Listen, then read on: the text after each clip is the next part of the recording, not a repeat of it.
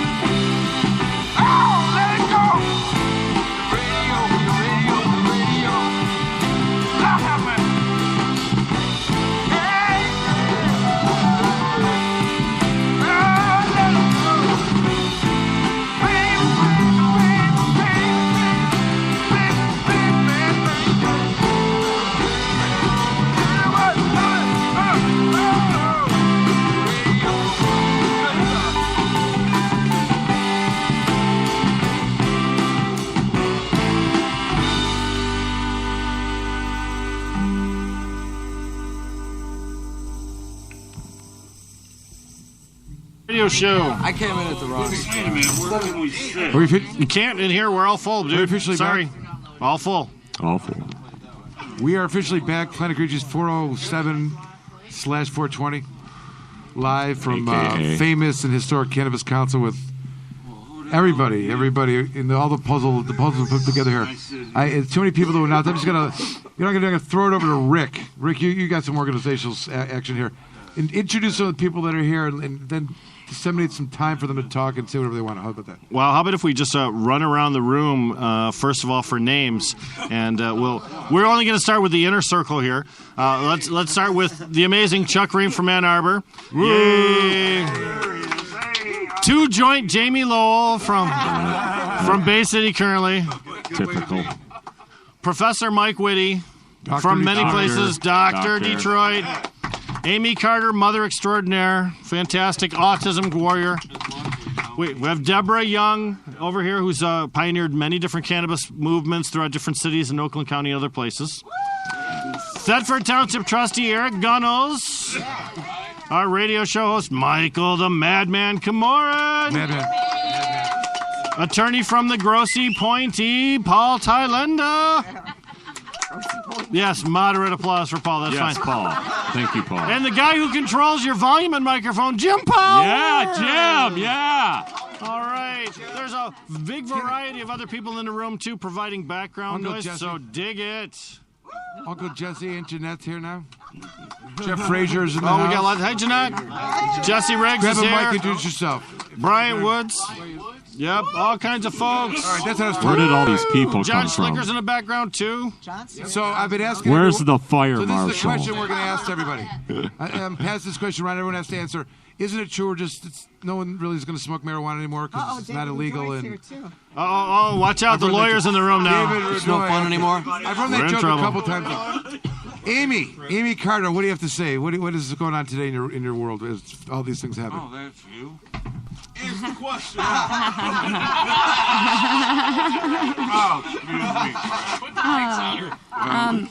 Yeah. Well, I mean, it was a great day today. Oh shit. The recreational doesn't really affect my cause per se. I medicate my son under the Michigan Medical Marijuana Act. He has his card, but it does. I rooted for it, and I wanted it to happen because of all the benefits that we get, and it's a medicine, and everybody over the age of 21 can partake in the healing benefits of it, just like my son can, who has autism. So that's kind of how I look at it. And it's interesting because I think we were talking about this a little earlier. If you went back to the Michigan medical marijuana, it's unique in that the cannabis community and the legalization community has not really been at odds with one another. In other states, that has taken place, and it's unfortunate that what drew that connection, I think, is because how poorly the medical cannabis community was treated, out of the gate with the, obstructionist to the implementation. But it's a new day. It's the name of the show. Brand new day. And I think people are more excited about equally excited about the administration and the optimism that we may have about how they are going to honor the people's will. So think of that. How about the doctor? Doctor, I told you, alcohol illegal next. We're working on that. Just kidding. The next petition, Dr. Give him the Whitty. mic and let's hear what do you say? This is a man who's been into drug reform. What am I trying to say? Oh my! Oh, you can't say that on the radio. Sorry, I didn't mean. Fuck! Well, hey. How do you take the context of today in the grand scheme of things? This is a huge moment. Historically, put it in place first.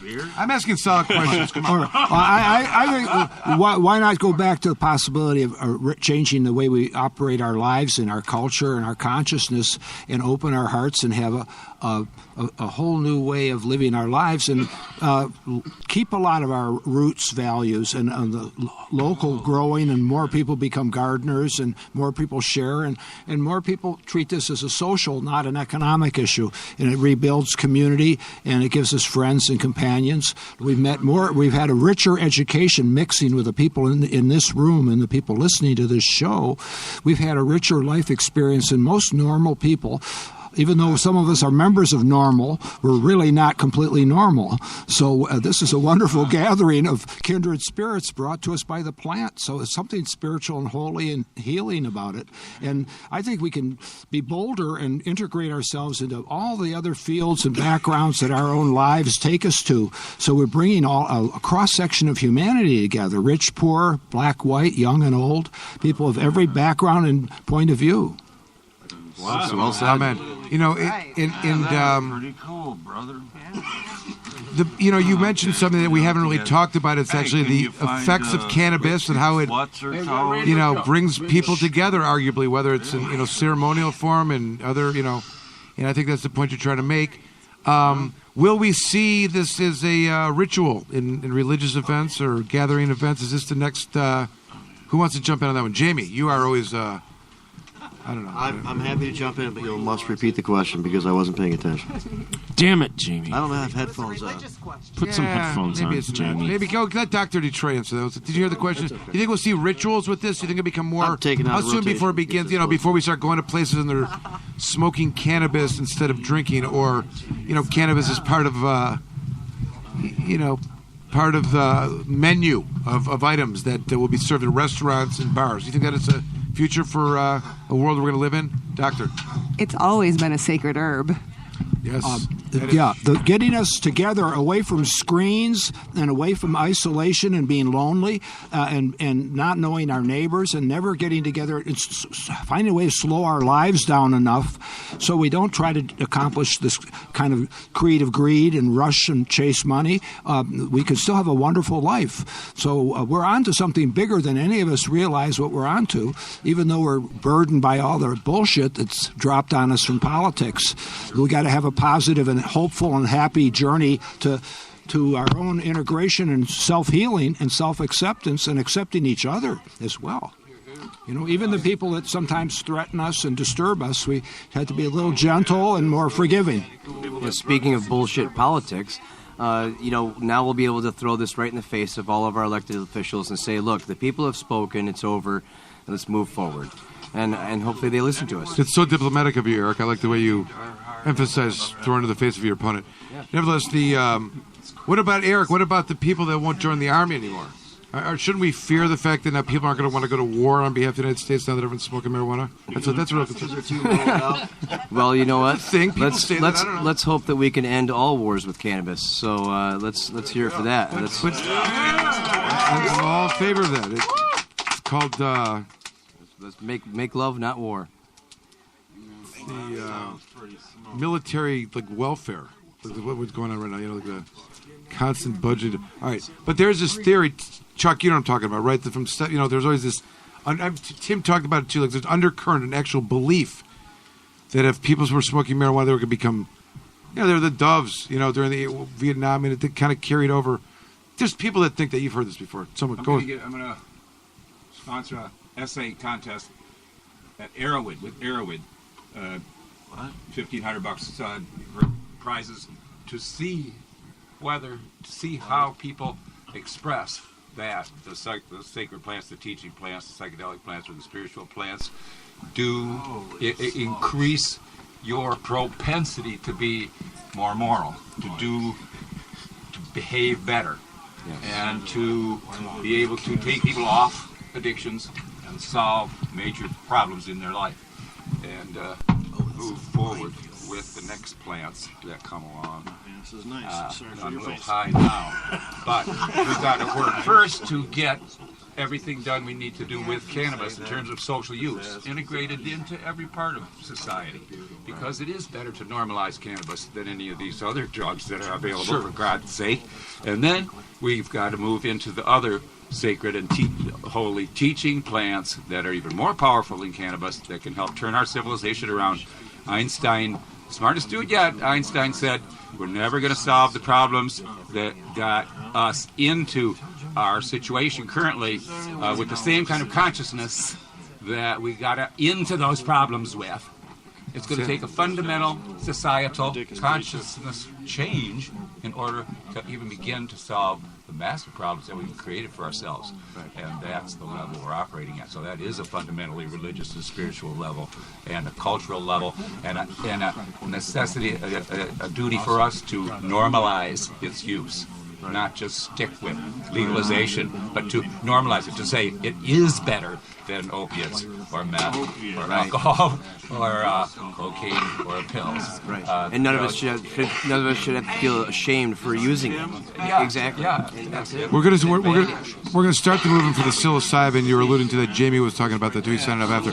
But take the first step. Lead us down the path of how it gets there. I agree. Why is alcohol the first choice? Why is it the ceremonial drink that fell into it? Why is something that's clearly been the cause of more deaths, and violence from it. Alcohol. Why is that going to be the default for us for use? And how do we get that conversation into the ether, so to speak, in these homes where it's not the norm?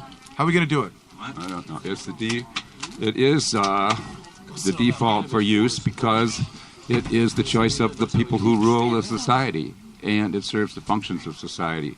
It can it can knock you down after a hard day's work, but it can inspire you and make you feel like having thoughts of rebellion, of analyzing your day and seeing who was really making the money from you and where problems arise. It makes you way too analytical. Cannabis and the magic plants, one of the reasons that they're banned is because it makes you think too much about life and about other things, and about who has power and what they're doing with it and how things might be different in the future. And that kind of thinking is dangerous to elites. And I think that helping spread cannabis will help in so many ways, from dietary to industrial to deeply spiritual, cultural change, to restaurants and bars and coffee houses and everything. I think normalizing cannabis lets people get really smashed. Really, you have one beer, 2 beers, smoke a couple joints.